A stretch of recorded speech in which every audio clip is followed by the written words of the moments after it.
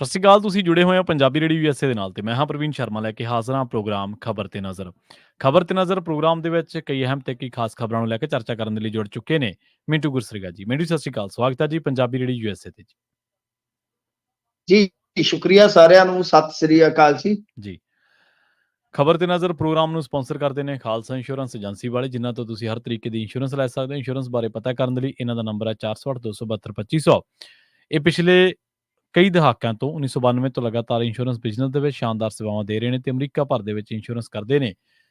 Obama care, Medicare ਜਾਂ ਫਿਰ covered California ਬਾਬਤ ਪਾਲਿਸੀ ਕਰਵਾਉਣ ਦੇ ਲਈ ਸਲਾਹ ਲੈਣ ਦੇ ਲਈ ਅੱਜ ਕਾਲ ਕਰੋ 408 272 2500 ਤੇ। ਟਰਕੀਨ ਇਮੀਗ੍ਰੇਸ਼ਨ ਲਾ ਫਰਮ ਵਾਲੇ ਜੇ ਟਰਕੀਆਨਾ ਟੋਨੀ ਟਰਕੀਆਨਾ ਦੇ ਨਾਲ ਤੁਸੀਂ ਯੂਐਸ ਇਮੀਗ੍ਰੇਸ਼ਨ ਬਾਬਤ ਕੋਈ ਵੀ ਸਲਾਹ ਕਰਨੀ, ਕੋਈ ਵੀ ਸਵਾਲ ਪੁੱਛਣਾ ਤੇ ਇਹਨਾਂ ਦਾ ਨੰਬਰ ਹੈ 415 909 0503। Krishan Dhanota Yuba City, Baljinder Singh Nijjar Woodland, Paramjit Kaur Angi Vacaville, Pritpal Singh Sidhu Fresno, GN ਵਾਲੇ ਟਰੱਕ ਵਾਸ਼ ਕਰਦੇ ਨੇ, ਆਇਲ ਚੇਂਜ ਕਰਦੇ ਨੇ, ਏਅਰ ਬ੍ਰੇਕਾਂ ਦਾ ਕੰਮ ਤਸੱਲੀ ਬਖਸ਼ ਕਰਵਾ ਸਕਦੇ ਹੋ। ਨਵੇਂ ਪੁਰਾਣੇ ਟਾਇਰ ਵੀ ਇਹਨਾਂ ਤੋਂ ਮਿਲਦੇ ਨੇ। ਲੋਕੇਸ਼ਨ ਸੈਂਟਰ ਨੀਲਾ ਦੀ ਨਿਮਾ ਸੋਤਾ ਦੇ ਨਾਲ ਗੱਲ ਕੀਤੀ ਜਾ ਸਕਦੀ ਹੈ 209 277 277 0113 ਤੇ। Jaswinder Singh, Nachhattar Kaur Nagra ਰੋਜ਼ਵੈਲ, Charan Singh Sukhwinder Dhaliwal Arizona, Jassi Gill, Bhupinder Singh, Nirmal Singh Sandhu family Bakersfield ਤੇ ਐਂਟੀਲੂਪ ਟਰੱਕ ਸਟਾਪ ਵਾਲੇ।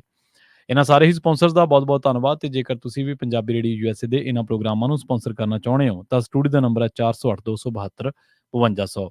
ਅੱਜ ਦਾ ਇਹ ਖਬਰ ਤੇ ਨਜ਼ਰ ਪ੍ਰੋਗਰਾਮ ਸਾਲ 2024 ਦੀ 30 ਮਾਰਚ ਦਾ ਪ੍ਰੋਗਰਾਮ ਹੈ ਤੇ ਦਿਨ ਅੱਜ ਸ਼ਨੀਵਾਰ ਹੈ। ਮਿੰਟੂ ਜੀ ਖਬਰਾਂ ਦੇ ਵੱਲ ਆਈਏ। ਸ਼ੁਰੂਆਤ ਕਰੀਏ ਆਪਾਂ ਕਾਂਗਰਸ ਤੋਂ।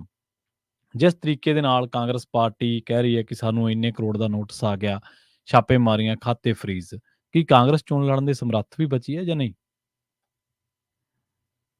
ਦੇਖੋ, ਮੈਨੂੰ ਤੇ ਕਦੇ ਕਦੇ ਲੱਗਦਾ ਕਿ ਪੂਰੀ ਆਪੋਜੀਸ਼ਨ ਜੇ ਵੇਖੋਗੇ ਤੁਸੀਂ ਤੇ ਉਸ ਨੂੰ ਹੀ ਹੱਥਲ ਕਰਨ ਦਾ ਯਤਨ ਕੀਤਾ ਜਾ ਰਿਹਾ ਨਾ। ਇਹ ਤੇ ਬਿਲਕੁਲ ਜਿਵੇਂ ਕਹਿ ਲਓ ਕਿ ਰਸ਼ੀਆ ਦਾ ਮਾਡਲ ਹੈ। ਜਿਵੇਂ ਮਾਨ ਨੇ ਇੱਕ ਦਿਨ, ਤੁਹਾਨੂੰ ਪਤਾ ਹੈ ਨਾ, ਧਰਨੇ ਦੇ ਵਿੱਚ ਦਿੱਲੀ ਦੇ ਵਿੱਚ ਜਿਹੜਾ ਧਰਨਾ ਸੀਗਾ ਤਾਂ ਉੱਥੇ ਕਿਹਾ ਸੀਗਾ ਕਿ ਜੇਕਰ 2024 ਚ ਰਿਪੀਟ ਹੁੰਦੇ ਆ ਨਰਿੰਦਰ ਮੋਦੀ ਤੇ ਇਹ ਫਿਰ ਨਰਿੰਦਰ ਪੁਤਿਨ ਬਣ ਜਾਣਗੇ। ਜੀ ਯਾਦ ਹੈ ਤੁਹਾਨੂੰ? ਤਾਂ ਮੇਰੇ ਖਿਆਲ ਦੇ ਨਾਲ ਉਹ ਅੱਧ ਪਚੱਧ ਬਣ ਚੁੱਕੇ ਆ। ਜੀ ਤੁਸੀਂ ਵੇਖੋ ਹੁਣ, ਮਤਲਬ ਕਿ ਜਿਸ ਤਰ੍ਹਾਂ ਆਪੋਜੀਸ਼ਨ ਨੂੰ ਇਹਨਾਂ ਨੇ ਤਹਿਸ ਨਹਿਸ ਕਰ ਰੱਖਿਆ। ਮਸਲਨ ਜੇ ਤੁਸੀਂ ਇੱਕ ਬੜੀ ਸਧਾਰਨ ਜੀ ਗੱਲ ਲੈ ਲਓ ਕਿ ਜੇ ਗੱਲ ਭ੍ਰਿਸ਼ਟਾਚਾਰੀ ਦੀ ਹੋਵੇ, ਭ੍ਰਿਸ਼ਟਾਖੋਰੀ ਦੀ ਹੋਵੇ, ਹੇਰਾਫੇਰੀ ਦੀ ਹੋਵੇ, ਤਾਂ ਫਿਰ ਕੱਲ ਇਹਨਾਂ ਨੇ ਪ੍ਰਫੁੱਲ ਪਟੇਲ ਨੂੰ ਲਿਆ ਵਿੱਚ। ਤੁਹਾਨੂੰ ਯਾਦ ਹੋਣਾ ਹੈ, ਪ੍ਰਫੁੱਲ ਪਟੇਲ ਉਹ ਸ਼ਖਸ ਆ ਜਿਹਦੇ ਤੇ ਖੁਦ ਭਾਜਪਾ ਨੇ ਸੈਂਕੜੇ ਕਰੋੜ ਦੇ ਘਪਲੇ ਦਾ ਦੋਸ਼ ਲਾਇਆ ਸੀਗਾ, ਕਿਉਂਕਿ ਇਹ ਹੁੰਦਾ ਸੀ ਸ਼ਹਿਰੀ ਅਤੇ ਹਵਾਬਾਜ਼ੀ ਮੰਤਰੀ ਜਦੋਂ ਸਰਕਾਰ ਸੀ ਮਨਮੋਹਨ ਸਿੰਘ ਹੋਰਾਂ ਦੀ। ਤੇ ਕਮਾਲ ਇਹ ਹੋਇਆ ਕਿ ਹਿਸਾਬ ਲਾ ਲਓ, ਇਹਨੂੰ ਭਾਜਪਾ ਨੇ ਲੈ ਲਿਆ, ਆਪਦੇ ਚ ਲੈ ਲਿਆ। ਤੇ ਉੱਤੋਂ ਕਮਾਲ ਇਹ ਹੋਇਆ ਕਿ ਜਿਹੜੀ ਸੀਬੀਆਈ ਦੀ ਜਾਂਚ ਪੜਤਾਲ ਚੱਲਣ ਡਈ ਸੀਗੀ ਉਹ ਬੰਦ ਹੋ ਗਈ ਕੁਝ ਦਿਨਾਂ ਚ। Within few days CBI closure report ਦੇ ਦਿੰਦੀ। ਇਸ ਨੂੰ ਕੀ ਸਮਝੋਗੇ ਤੁਸੀਂ? ਮਤਲਬ ਜਿਵੇਂ ਹੁਣ ਤੁਸੀਂ ਕਾਂਗਰਸ ਦਾ ਦੇਖ ਲਓ ਕਿ ਕਾਂਗਰਸ ਦੇ ਖਾਤੇ ਫਰੀਜ਼ ਹੋ ਚੁੱਕੇ ਨੇ। ਬਹੁਤ ਹੱਦ ਤੱਕ ਕਹਿ ਲਓ ਕਿ ਇਹਨਾਂ ਦੀ ਪਾਰਟੀ ਟੁੱਟ ਭੱਜ ਦਾ ਸ਼ਿਕਾਰ ਤੇ ਰਹੀ ਹੋ ਆ। ਇਹਨਾਂ ਦੇ ਬੰਦੇ ਲੈ ਜਾਂਦੇ ਨੇ, ਇਹਨਾਂ ਦੇ ਬੰਦੇ, ਚਲੋ ਕਾਂਗਰਸ ਬਹੁਤ ਵੱਡੀ ਪਾਰਟੀ ਹੈ, ਲੀਡਰਸ਼ਿਪ ਇਹਨਾਂ ਦੀ ਤਿਆਰ ਹੋ ਜਾਂਦੀ ਹੈ, ਉਹ ਲੈ ਜਾਂਦੇ ਨੇ, ਮੰਗਵੇਂ ਕਹਿ ਲਓ, ਕੁਛ ਧਾਰੇ ਕਹਿ ਲਓ ਜਾਂ ਕੁਛ ਸਦਾ ਵਾਸਤੇ। ਅੱਛਾ, ਗੱਲ ਇਹ ਆ ਕਿ ਜਿਹੜੇ ਹੁਣ ਖਾਤੇ ਫਰੀਜ਼ ਨੇ, ਤੁਸੀਂ ਵੇਖੋ ਕਿ ਐਨ ਮੌਕੇ ਤੇ ਚੱਲਦੇ ਇਲੈਕਸ਼ਨ ਦੇ ਵਿੱਚ ਖਾਤੇ ਫਰੀਜ਼ ਹੋ ਜਾਣੇ, ਬੰਦਾ ਖਰਚ ਕਿੱਥੋਂ ਕਰੇਗਾ? 1823 ਕਰੋੜ ਦਾ ਉੱਤੋਂ ਨੋਟਸ। 1823 ਕਰੋੜ ਕੋਈ ਆਪੋਜੀਸ਼ਨ ਚ ਰਹਿੰਦੇ ਆ ਪਾਰਟੀ ਜਿਹੜੀ ਆ, ਉਹ ਤੁਸੀਂ ਦੇਖੋ ਕਿ ਕਿਤੇ ਲਿਆ ਸਕਦੀ ਹੈ, ਦੇ ਸਕਦੀ ਹੈ।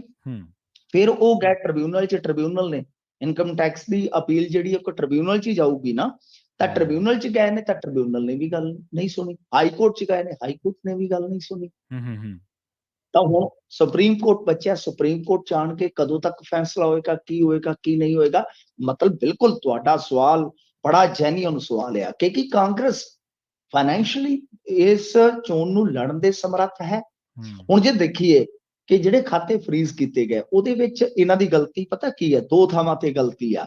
ਨੰਬਰ 1 ਕਿ ਕੁਝ ਨਗਦੀ ਲਈ ਇਹਨਾਂ ਨੇ, ਜਿੱਦਾਂ ਕੈਸ਼ ਲੈ ਲਿਆ ਆਪ ਦੇ, ਕੋਈ ਜਿਹੜੇ MP MLA ਦਿੰਦੇ ਹੁੰਦੇ ਆ ਨਾ ਕਈ ਵਾਰ ਪਾਰਟੀ ਫੰਡ, ਉਹ ਇਹਨਾਂ ਨੇ ਕੈਸ਼ ਦੇ ਰੂਪ ਚ ਲੈ ਲਿਆ। ਹੁਣ ਪ੍ਰਵੀਨ ਜੀ ਰਕਮ ਕਿੰਨੀ ਹੈ? 14 ਲੱਖ। ਤਾਂ ਉਹਦੇ ਤੇ ਜਿਹੜਾ ਜੁਰਮਾਨਾ ਪਾਇਆ ਜਾ ਰਿਹਾ IT ਐਕਟ ਦਾ, ਇਹ ਵੀ ਇੱਕ ਬਹੁਤ ਵੱਡਾ ਮਸਲਾ ਹੈ ਇਨਕਮ ਟੈਕਸ ਦਾ, ਕਿ ਉਹਦੇ ਤੇ ਨਾ ਸਿਰਫ ਜੁਰਮਾਨਾ ਪੈਂਦਾ ਬਲਕਿ ਵਿਆਜ ਬਹੁਤ ਜ਼ਬਰਦਸਤ ਪੈਂਦੀ ਆ। 14 ਲੱਖ ਤੇ ਪਤਾ ਨਹੀਂ ਕਿੰਨੇ ਗੁਣਾ ਹੀ ਜੁਰਮਾਨਾ। ਫਿਰ ਇਸ ਤੋਂ ਇਲਾਵਾ ਇੱਕ ਉਹਨਾਂ ਦੀ ਜਿਹੜੀ ITR ਸੀਗੀ ਉਹ ਲੇਟ ਹੋਈ ਆ, ਸ਼ਾਇਦ 1-2 ਮਹੀਨੇ ਦੀ ਉਹ ਲੇਟ ਲਤੀਫੀ ਆ। ਗਲਤੀ ਉਹਨਾਂ ਦੀ ਆ ਕਿ ਤੁਹਾਡੇ ਕੋਲ ਕੋਈ ਚਾਰਟਰਡ ਅਕਾਊਂਟੈਂਟ ਨਹੀਂ ਹੈਗੇ, ਤੁਹਾਡੇ ਕੋਲ ਜਿਹੜਾ ਵੀ ਤੁਹਾਡਾ ਖਜ਼ਾਨੇ ਦਾ ਪ੍ਰਧਾਨ ਆ ਬਈ, ਉਹਨੂੰ ਇਹਨਾਂ ਗੱਲਾਂ ਦਾ ਧਿਆਨ ਰੱਖਣਾ ਚਾਹੀਦਾ। ਤੁਹਾਡਾ ਮੱਥਾ ਕਿਸ ਧਿਰ ਨਾਲ ਲੱਗਾ, ਤੁਹਾਨੂੰ ਇਹ ਗੱਲ ਹਮੇਸ਼ਾ ਆਪਣੇ ਜ਼ਿਹਨ 'ਚ ਰੱਖਣ ਦੀ ਜ਼ਰੂਰਤ ਆ। ਪਰ ਇੱਕ ਵੱਡੀ ਪਾਰਟੀ ਨੂੰ ਇਸ ਤਰ੍ਹਾਂ ਦੀ ਸਜ਼ਾ, ਉਹ ਕਹਿੰਦੇ ਆ ਕਿ 42 ਕਰੋੜ ਰੁਪਈਆ ਇਹਨਾਂ ਨੂੰ ਵੀ ਆਇਆ ਭਾਜਪਾ ਨੂੰ, 42 ਕਰੋੜ ਇਸੇ ਤਰ੍ਹਾਂ ਇਹਨਾਂ ਨੂੰ ਆਇਆ, ਤਾਂ ਫਿਰ IT ਇਹਨਾਂ ਤੇ ਕਾਰਵਾਈ ਕਿਉਂ ਨਹੀਂ ਕਰਦੀ? ਇਹ ਬੜੇ ਵੱਡੇ ਸਵਾਲ ਹੈ। ਹੁਣ 1823 ਕਰੋੜ ਦਾ ਨੋਟਿਸ ਆ ਗਿਆ ਕਹਿੰਦੇ ਕਾਂਗਰਸ ਨੂੰ। ਸੋਚ ਕੇ ਵੇਖੋ, ਜਿਸ ਪਾਰਟੀ ਕੋਲ ਪਹਿਲਾਂ ਹੀ ਜਿਹੜਾ ਪੈਸਾ ਸੀਗਾ, ਉਹ ਕਹਿੰਦੇ ਆ ਕਿ ਉਹਦੇ ਵਿੱਚੋਂ ਵੀ ਕੁਛ ਕੱਢ ਕੇ ਲੈ ਗਏ ਨੇ ਵਸੂਲੀ ਵਾਸਤੇ, ਤਾਂ ਉਹ ਕਹਿੰਦੇ ਆ ਕਿ 1823 ਕਰੋੜ ਦਾ ਨੋਟਿਸ ਹੁਣ ਫੇਰ ਆਇਆ ਪਿਆ। ਇਹ ਤੋਂ ਇਲਾਵਾ ਵੇਖਣ ਵਾਲੀ ਗੱਲ ਇਹ ਹੈ ਕਿ ਸੀਤਾਰਾਮ ਕੇਸਰੀ ਹੁੰਦਾ ਸੀਗਾ, ਤੁਹਾਡੀ ਤੇ ਸੰਭਾਲਾ ਤੋਂ ਪਹਿਲਾਂ ਹੀ ਪ੍ਰਧਾਨ ਹੋਣਾ, ਅਸੀਂ ਉਦੋਂ ਸੁਣਦੇ ਹੁੰਦੇ ਸਾਂ ਖਬਰਾਂ ਦੇ ਵਿੱਚ, ਆਪਣੇ ਪਿੰਡਾਂ 'ਚ ਜੇ ਕੋਈ ਕਾਂਗਰਸੀ ਜ਼ਿਆਦਾ ਐਕਟਿਵ ਹੁੰਦਾ ਸੀ ਤੇ ਉਹਨੂੰ ਸੀਤਾਰਾਮ ਕੇਸਰੀ ਕਹਿ ਦਿੰਦੇ ਹੁੰਦੇ ਸੀ। ਤਾਂ ਸੀਤਾਰਾਮ ਕੇਸਰੀ ਵੇਲੇ ਦੀ ਹਿਸਾਬ ਲਾ ਲਓ ਕਿ ਉਦੋਂ ਦੀ ਟੈਕਸ ਦੀ ਗੜਬੜ ਕੱਢੀ ਬੈਠੇ। ਮਤਲਬ ਕਿ ਇਹ ਹੁਣ ਤੁਸੀਂ ਦੇਖੋ 30-35 ਸਾਲ ਹੋ ਗਏ ਨੇ ਇਹਨਾਂ ਗੱਲਾਂ ਨੂੰ, ਜੇ ਮੈਂ ਅੰਦਾਜ਼ਾ ਲਾਵਾਂ ਤਾਂ ਉਦੋਂ ਕੌਣ ਸੀ ਖਜ਼ਾਨਚੀ, ਕੌਣ ਸੀ ਸੈਕਟਰੀ, ਕੌਣ ਸੀ ਉਸ ਤੋਂ ਬਾਅਦ ਕੌਣ, ਅੱਜ ਦੇ ਦੌਰ ਦੇ ਵਿੱਚ ਫਿਰ ਇਹਨਾਂ ਨੇ ਕੁੰਡੀ ਫਸਾ ਲਈ। ਜਦ ਕਿ ਹਕੀਕਤ ਇਹ ਆ ਕਿ ਦੇਖੋ, ਠੀਕ ਹੈ, ਮੈਂ ਕਹਿੰਦਾ ਕਿ ਕਾਂਗਰਸ ਨੇ ਗੜਬੜ ਕੀਤੀ ਹੋ ਸਕਦੀ ਆ, ਕਾਂਗਰਸ ਦੀ ਮਤਲਬ ਕਿ ਬਣਦੀ ਹੋ ਸਕਦੀ ਆ ਪੈਨਲਟੀ, ਪਰ ਘੱਟੋ ਘੱਟ ਉਹਨੂੰ ਇਲੈਕਸ਼ਨ ਲੜਨ ਵੇਲੇ ਤਾਂ ਖੁੱਲ੍ਹ ਹੋਣੀ ਚਾਹੀਦੀ ਹੈ ਕਿ ਤੂੰ ਆਪਣਾ ਪੈਸਾ ਇਸਤੇਮਾਲ ਕਰ, ਪਰ ਤੇਰੇ ਤੇ ਕਾਰਵਾਈ ਨਹੀਂ ਰੁਕੇਗੀ। ਇੱਕ ਦਿਨ ਤੁਹਾਨੂੰ ਫਿਰ ਆਉਣਾ ਪਵੇਗਾ, ਨਹੀਂ ਤਾਂ ਉਹਨਾਂ ਦੀ ਪੂਰੇ ਮੁਲਕ ਦੇ ਵਿੱਚ ਪ੍ਰਾਪਰਟੀ ਹੈ, ਤੁਸੀਂ ਸੀਜ਼ ਕਰ ਸਕਦੇ ਹੋ। ਇਹੀ ਹੈ ਨਾ ਪ੍ਰਵੀਨ ਜੀ।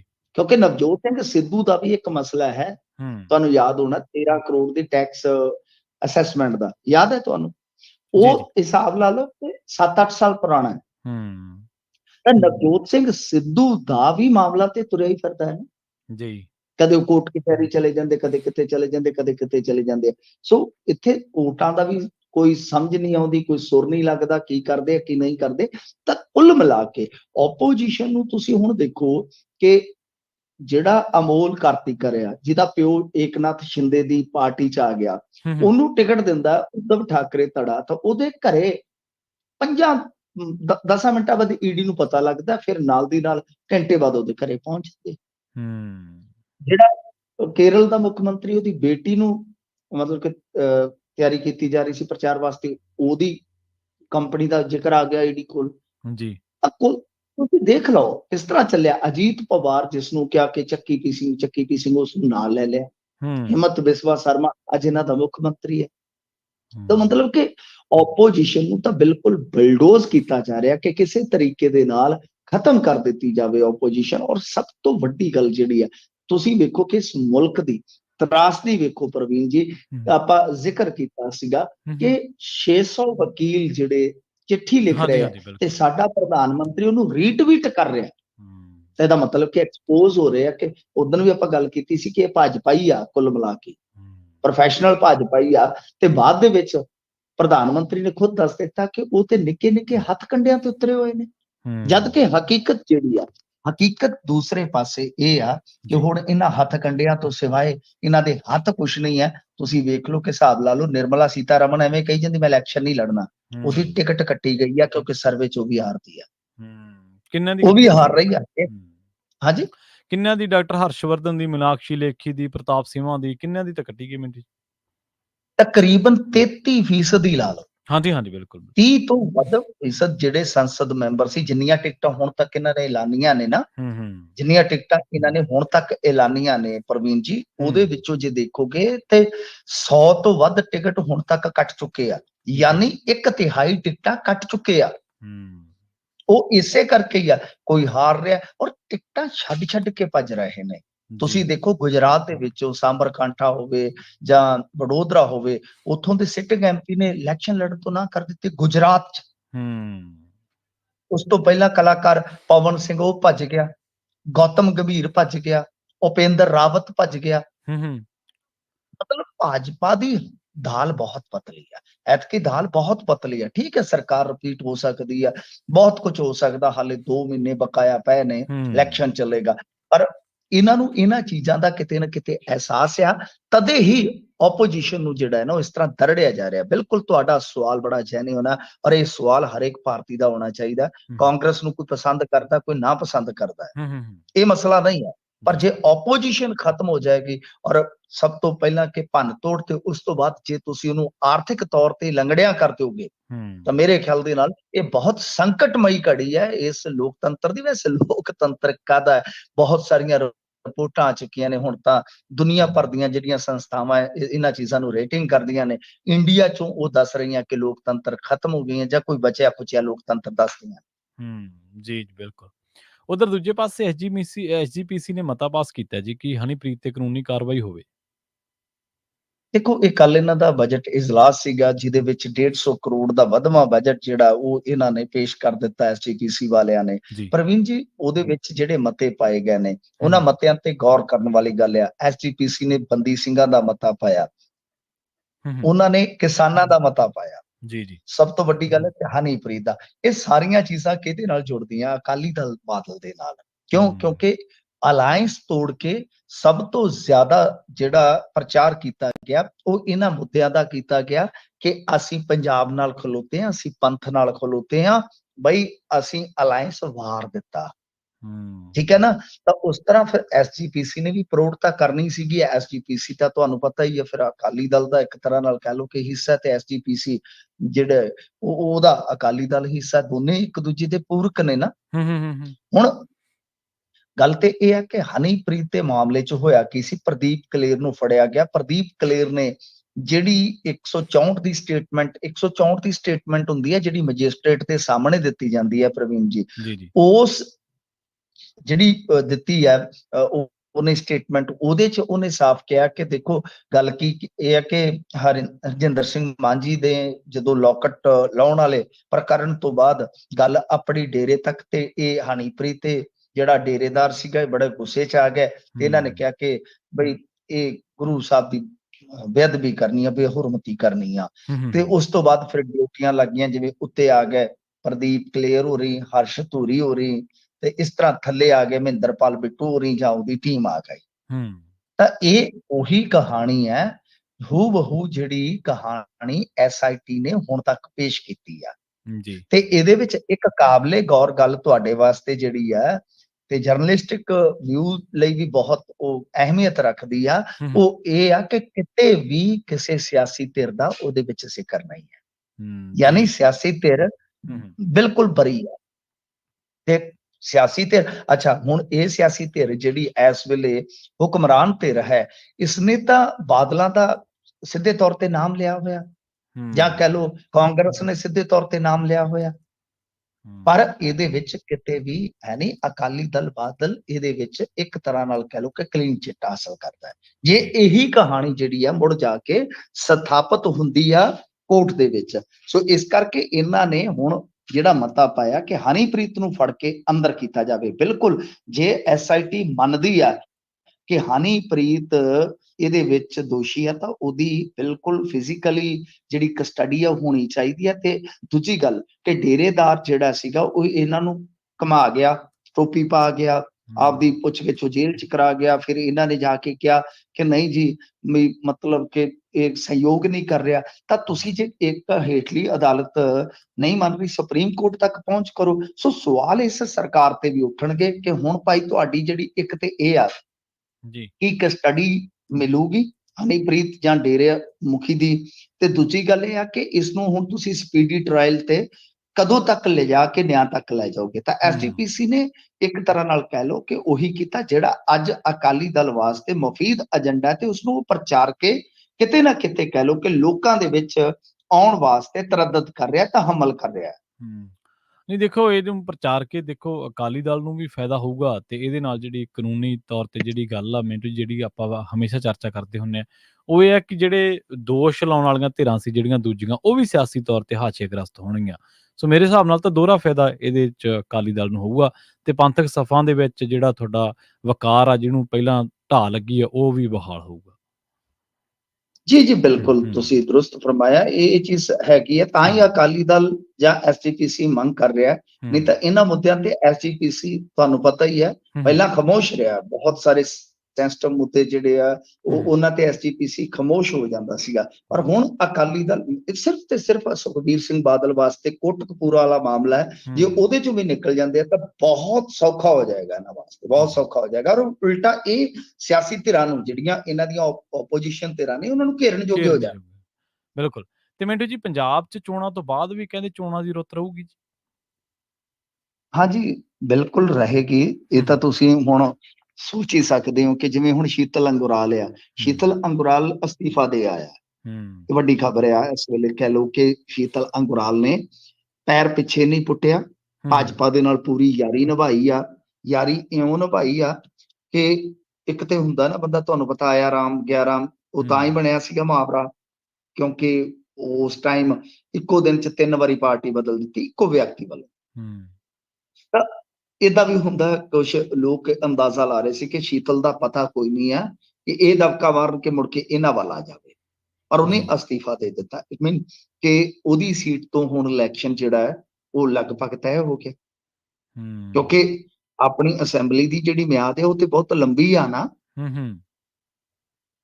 ਦੂਜੀ ਗੱਲ, ਹਾਲਾਂਕਿ ਹਰਿਆਣੇ 'ਚ ਪੇਚ ਫਸ ਗਿਆ ਉੱਥੇ ਨਾ ਇੱਕ ਕੇਸ ਦਾ ਹਵਾਲਾ ਦਿੱਤਾ ਗਿਆ, ਜਿੱਥੇ ਸ਼ਾਇਦ ਇੱਕ ਹਾਈ ਕੋਰਟ ਦੀ ਰੂਲਿੰਗ ਹੈ ਕਿ ਜਿੱਥੇ ਸਾਲ ਬਚਿਆ ਹੋਵੇ, ਸਾਲ ਤੋਂ ਘੱਟ ਸਮਾਂ ਬਚਿਆ ਹੋਵੇ ਅਸੈਂਬਲੀ ਦੀ ਮਿਆਦ 'ਚ, ਕਿ ਉੱਥੇ ਜਿਹੜਾ ਬਾਈ ਇਲੈਕਸ਼ਨ ਹੈ ਉਹ ਨਹੀਂ ਹੋ ਸਕਦਾ। ਤਾਂ ਉੱਥੇ ਕੀ ਹੈ ਕਿ ਮੁੱਖ ਮੰਤਰੀ ਨੂੰ ਹੁਣ ਮੁੱਖ ਮੰਤਰੀ ਰਹਿਣ ਵਾਸਤੇ ਸੀਟ ਜਿੱਤਣੀ ਬਹੁਤ ਜ਼ਰੂਰੀ ਹੈ। ਉੱਥੇ ਵੀ ਪੇਚ ਫਸਿਆ। ਤਾਂ ਆਪਣੇ ਇੱਥੇ ਇਹੋ ਜਿਹੀ ਕੋਈ ਸਮੱਸਿਆ ਨਹੀਂ। ਉਧਰ ਰਾਜਕੁਮਾਰ ਚੱਬੇਵਾਲ, ਉਹ ਤੁਹਾਨੂੰ ਪਤਾ ਬਈ ਸੰਗਲ ਪਾਈ ਫਿਰਦੇ ਸੀਗੇ। ਬਾਅਦ ਦੇ ਵਿੱਚ ਹੁੰਦਾ ਕੀ ਹੈ ਕਿ ਉਹ ਜੁਆਇਨ ਕਰ ਜਾਂਦੇ ਆਮ ਆਦਮੀ ਪਾਰਟੀ। ਆਮ ਆਦਮੀ ਪਾਰਟੀ ਹੁਣ ਜੁਆਇਨ ਕਰੇ ਤੇ ਅਸਤੀਫਾ ਜਿਹੜਾ ਉਹਨਾਂ ਨੂੰ ਦੇਣਾ ਹੀ ਪਊਗਾ। ਅਸਤੀਫਾ ਦਿੱਤਾ ਤਾਂ ਇਹਦਾ ਮਤਲਬ ਕਿ ਉਹਨਾਂ ਦੀ ਸੀਟ ਵੀ ਖਾਲੀ ਹੋ ਗਈ। ਦੋ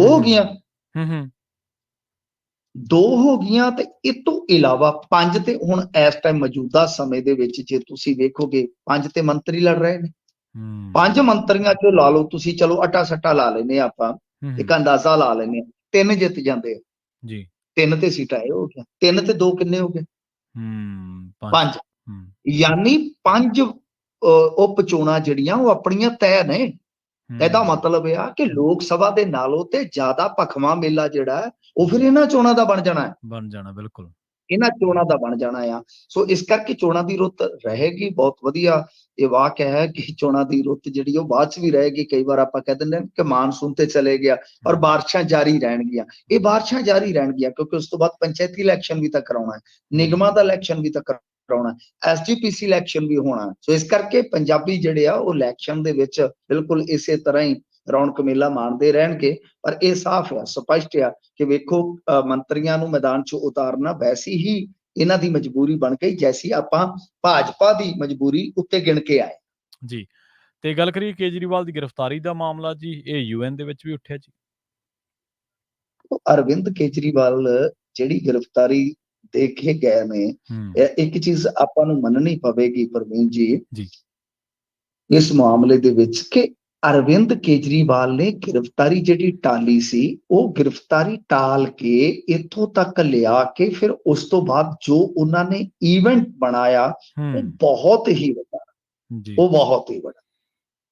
ਤਾਂ ਹੁਣ ਆਮ ਆਦਮੀ ਪਾਰਟੀ ਦੇ ਕਨਵੀਨਰ ਜਿਹੜੇ ਆ ਕੇਜਰੀਵਾਲ ਸਾਹਿਬ, ਇਹਨਾਂ ਦਾ ਮੁੱਦਾ ਜਿਹੜਾ ਉਹ ਹੁਣ ਬਈ ਉੱਥੇ ਉੱਠਿਆ। ਸੰਯੁਕਤ ਰਾਸ਼ਟਰ ਜਨਰਲ ਸਕੱਤਰ ਜਿਹੜੇ ਐਂਟਨੀਓ ਗੁਤਰਸ ਹੈ, ਉਹਨਾਂ ਦੇ ਬੁਲਾਰੇ ਨੇ ਕਿਹਾ ਕਿ ਆਲਮੀ ਅਦਾਰਾ ਉਮੀਦ ਕਰਦਾ ਹੈ ਕਿ ਭਾਰਤ ਤੇ ਅਜਿਹੇ ਕਿਸੇ ਵੀ ਦੇਸ਼ 'ਚ ਜਿੱਥੇ ਚੋਣਾਂ ਹੋ ਰਹੀਆਂ ਹਨ, ਉੱਥੇ ਲੋਕਾਂ ਦੇ ਸਿਆਸੀ ਤੇ ਨਾਗਰਿਕ ਅਧਿਕਾਰ ਸੁਰੱਖਿਅਤ ਹਨ ਤੇ ਹਰ ਵਿਅਕਤੀ ਸੁਤੰਤਰ ਤੇ ਨਿਰਪੱਖ ਮਾਹੌਲ 'ਚ ਵੋਟ ਪਾਉਣ ਦੇ ਸਮਰੱਥ ਹੋਏਗਾ। ਦੇਖੋ ਗੱਲ ਕੀ ਆ, ਇਹ ਜੋ ਮਰਜ਼ੀ ਪਿੱਟੀ ਜਾਣ। ਮੈਂ ਅੱਗੇ ਵੀ ਕਿਹਾ ਸੀਗਾ, ਮੇਰਾ ਇਹਦੇ ਤੇ ਵੀ ਇੱਕ ਪ੍ਰਤੀਕਰਮ ਇਹੋ ਸੀਗਾ ਕਿ ਜਰਮਨ ਜਾਂ ਯੂਐਸ ਦੇ ਸਫੀਰ ਨੂੰ ਤਲਬ ਕਰਨ ਦੀ ਕੋਈ ਜ਼ਰੂਰਤ ਨਹੀਂ ਸੀ। ਉੱਥੇ ਬੜਾ ਸਿਹਤਮੰਦ ਲੋਕਤੰਤਰ ਆ, ਉੱਥੇ ਵਿਦੇਸ਼ ਮੰਤਰਾਲੇ ਦੇ ਵਿੱਚ ਜਿਹੜੇ ਬੈਠੇ ਹੁੰਦੇ ਅਹੁਦੇਦਾਰ, ਉਹਨਾਂ ਨੂੰ ਬਈ ਮਤਲਬ ਕਿ ਸਵਾਲ ਜਵਾਬ ਹੁੰਦੇ, ਉਹ ਆਪਣੇ ਹਿਸਾਬ ਦੇ ਨਾਲ ਆਜ਼ਾਦਾਨਾ ਤਰੀਕੇ ਦੇ ਨਾਲ ਜਵਾਬ ਦਿੰਦੇ ਆ, ਪ੍ਰਤੀਕਿਰਿਆਵਾਂ ਦਿੰਦੇ ਆ। ਸਾਡੇ ਵਾਲਾ ਹਿਸਾਬ ਨਹੀਂ, ਜਿਵੇਂ ਇੱਥੇ ਤੇ ਆਮ ਆਦਮੀ ਪਾਰਟੀ ਦੇ ਕਿਸੇ ਮੰਤਰੀ ਨੂੰ ਫੋਨ ਲਾ ਲਿਓ, ਉਹਨਾਂ ਨੂੰ ਕਹੋ ਜੀ ਪੰਜਾਬੀ ਰੇਡੀਓ US ਤੁਹਾਡੀ ਹੁਣੇ ਖੜੇ ਪੈਰ ਇੰਟਰਵਿਊ ਕਰਨੀ ਚਾਹੁੰਦਾ, ਤੁਸੀਂ ਦੇਖ ਲਓ ਜੇ ਤੁਹਾਨੂੰ ਹਾਂ ਕਰ ਜਾਣ ਤੇ ਮੈਨੂੰ ਜੋ ਮਰਜ਼ੀ ਕਹਿ ਦਿਓ। ਤਾਂ ਗੱਲ ਇਹ ਆ, ਕਿਉਂਕਿ ਉਹ ਪਹਿਲਾਂ ਪੁੱਛਣਗੇ ਅਲਾਓ ਕਰਾਉਣਗੇ, ਫਿਰ ਉਹ ਤੁਹਾਨੂੰ ਸਵਾਲਾਂ ਦੀ ਜਿਹੜੀ ਹੈ ਨਾ ਉਹ ਫਹਿਰਿਸਤ ਪਹੁੰਚਾਉਣ ਵਾਸਤੇ ਕਹਿਣਗੇ ਕਿ ਫਹਿਰਿਸਤ ਦੱਸੋ ਕਿਹੜੀ ਆ। ਤਾਂ ਕੁੱਲ ਮਿਲਾ ਕੇ ਮਤਲਬ ਕਿ ਇਹਨਾਂ ਨੂੰ ਐਡਾ ਵੱਡਾ ਪ੍ਰਤੀਕਰਮ ਦੇਣਾ ਬਣਦਾ ਹੀ ਨਹੀਂ ਸੀ, ਸਗੋਂ ਆਪਣੀ ਸਫਾਈ ਦਿੰਦੇ ਤੇ ਕਹਿੰਦੇ ਕਿ ਭਾਈ ਇੱਥੇ ਫਿਰ ਟ੍ਰਾਇਲ ਹੀ ਹੁੰਦਾ, ਇੱਥੇ ਇੱਕ ਸਾਹਿਬ ਦਾ ਵੀ ਟ੍ਰਾਇਲ ਹੋਇਆ ਜਾਂ ਮਿਸਾਲਾਂ ਜੋ ਵੀ ਦੇਣੀਆਂ ਸੀ ਦੇ ਸਕਦੇ ਸੀਗੇ। ਬਹੁਤ ਇਹਨਾਂ ਨੇ ਕਰੜਾ ਰੁਖ ਅਪਣਾਇਆ। ਹੁਣ ਮਤਲਬ ਕਿ ਹੁਣ ਕੀ UN ਦੇ ਖਿਲਾਫ ਹੀ ਬੋਲਣਗੇ? ਜੀ ਜੀ ਬਿਲਕੁਲ। ਤੇ ਦੂਜੀ ਗੱਲ ਇਹ ਆਪਾਂ ਨੈਤਿਕ ਤੌਰ ਤੇ ਵੇਖੀਏ ਪ੍ਰਵੀਨ ਜੀ, ਇਹ ਆ ਕਿ ਇਹ ਕੇਸ ਇਸ ਤਰ੍ਹਾਂ ਹੀ ਹੁੰਦੇ ਆ। ਹੁਣ ਜਿਵੇਂ ਜਿਹੜਾ ਲਿਕਰ ਪਾਲਿਸੀ ਵਾਲਾ, ਇਹ ਪਿਛਲੇ 2-3 ਸਾਲ ਤੋਂ ਚੱਲ ਰਿਹਾ ਨਾ, ਤੁਹਾਡੇ ਸਾਹਮਣੇ 2.5 ਸਾਲ ਤੇ ਹੋ ਹੀ ਗਿਆ ਤਕਰੀਬਨ। ਤਾਂ ਗੱਲ ਇਹ ਆ ਕਿ ਜੇ 2 ਮਹੀਨੇ ਇਲੈਕਸ਼ਨ ਦੇ ਖੜ ਜਾਂਦੀਆਂ ਏਜੰਸੀਆਂ ਕਿ ਬਾਈ ਚੱਲਦੀ ਇਲੈਕਸ਼ਨ, ਅਸੀਂ ਐਡਾ ਵੱਡਾ ਇਲੈਕਸ਼ਨ ਪ੍ਰਭਾਵਿਤ ਨਹੀਂ ਕਰਨਾ, ਕੋਈ ਗੱਲ ਨਹੀਂ, ਚੁਣ ਕੇ ਸਰਕਾਰ ਜਿਹਦੀ ਮਰਜ਼ੀ ਆ ਗਈ, ਅਸੀਂ ਉਸ ਤੋਂ ਬਾਅਦ ਆਪਦੀ ਕਾਰਵਾਈ ਜਾਰੀ ਰੱਖਾਂਗੇ। ਜਾਂ ਸੈਂਟਰ ਸਰਕਾਰ ਦਾ ਹੀ ਇਹ ਕੰਮ ਬਣਦਾ ਸੀ ਕਿ ਜਿਸ ਦਿਨ ਕੋਡ ਆਫ ਕੰਡਕਟ ਲੱਗ ਗਿਆ ਵੀ ਹਾਂ ਭਾਈ ਸਾਡਾ ਕੋਈ ਰੋਲ ਨਹੀਂ, ਅਸੀਂ ਹੁਣ ਕਿਸੇ ਨੂੰ ਕੋਈ ਚਾਬੀ ਨਹੀਂ ਭਰਾਂਗੇ। ਪਰ ਤੁਹਾਨੂੰ ਪਤਾ ਹੀ ਹੈ ਕਿ ਜਿਸ ਤਰ੍ਹਾਂ ਐਤਕੀ ਹੋ ਰਿਹਾ, ਇਹ ਤੇ ਪਹਿਲੀ ਮਰਤਬਾ ਦੇਸ਼ ਦੇਖ ਰਿਹਾ ਕਿ ਚੱਲਦੀ ਚੋਣ ਦੇ ਵਿੱਚ ਵੀ ਲੀਡਰ ਜਿਹੜੇ ਆ ਉਹ ਕੰਬਦੇ ਪਏ ਆ। ਸੋ ਇਸ ਵਾਸਤੇ ਇਹ ਜਿਹੜੀ ਕੌਮਾਂਤਰੀ ਪੱਧਰ ਤੇ ਬਦਨਾਮੀ ਹੋਈ ਆ, ਚਰਚਾ ਹੋਈ ਆ, ਇੱਕ ਆਪਾਂ ਕਹਿ ਸਕਦੇ ਆ ਕਿ ਇਹ ਜਿਹੜਾ ਮਾਡਲ ਹੈ ਇਹ ਵੀ ਮੋਦੀ ਮਾਡਲ ਆ। ਮੋਦੀ ਹੋਰਾਂ ਨੇ ਜਿਸ ਤਰ੍ਹਾਂ ਸਪਰੈਸ ਕੀਤਾ, ਬਲਡੋਜ਼ ਕੀਤਾ, ਜਿਸ ਤਰ੍ਹਾਂ ਇਹਨਾਂ ਨੇ ਆਪੋਜੀਸ਼ਨ ਨੂੰ ਤਹਿਸ ਨਹਿਸ ਕੀਤਾ, ਉਹ ਫਿਰ ਸੰਸਾਰ ਤਾਂ ਦੇਖਦਾ ਹੀ ਹੈ ਨਾ। ਜੀ ਜੀ ਮਿੰਟੂ ਜੀ, ਇਹਨਾਂ ਖਾਸ ਖਬਰਾਂ ਤੇ ਖਾਸ ਜਾਣਕਾਰੀਆਂ ਦੇ ਲਈ ਤੁਹਾਡਾ ਬਹੁਤ ਬਹੁਤ ਧੰਨਵਾਦ। ਸ਼ੁਕਰੀਆ ਜੀ।